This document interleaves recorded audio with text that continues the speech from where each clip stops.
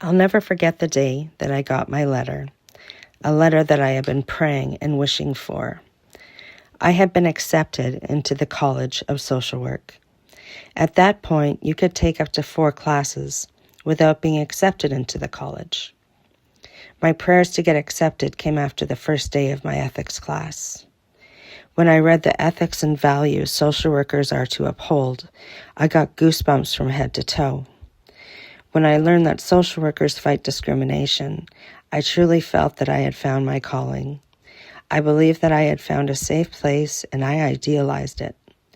I made a very big mistake in that moment. I put my sense of self, my identity, into something outside of myself, something that I would later deeply regret.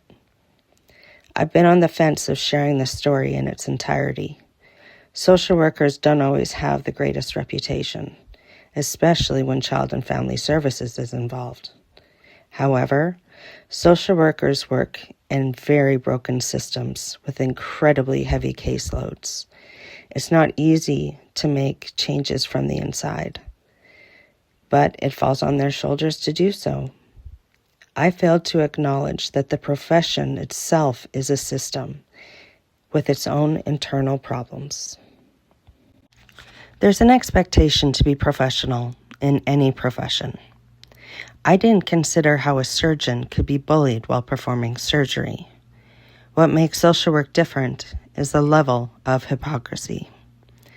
Social workers are the ones that are called in to address bullying in schools and workplaces.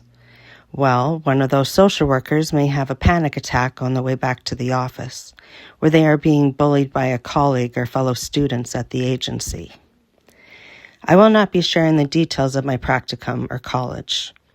What I will say is that it's possible to take classes at one college and transfer to another to complete your practicum. During practicum, I was told I was excellent at working with clients. I remember walking into my final practicum on the first day, and it didn't take long for a fellow student to go out of their way to make sure I knew I was an outsider. She was passive-aggressive with sideways smirks when I walked into the room, or dare speak my mind on an issue. It took absolutely everything in me to show up, but it caught up with me.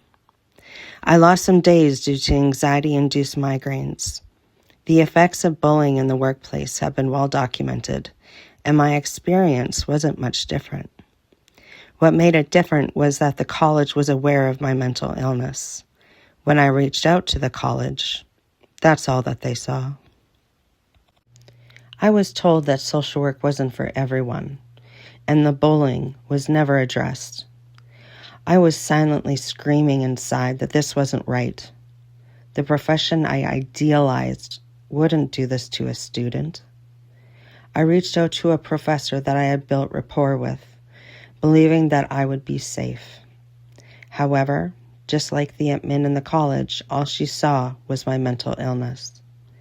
She told me to list off my medication, and we spent almost the whole conversation going over the reasons why I needed to stop taking it. It's very clear in the Code of Ethics not to give advice that you're not qualified to give. Don't go out of scope. Social workers and social work students need advocates themselves to help them navigate bullying and discrimination within the profession. I desperately needed one to fully be in my corner, but there wasn't one.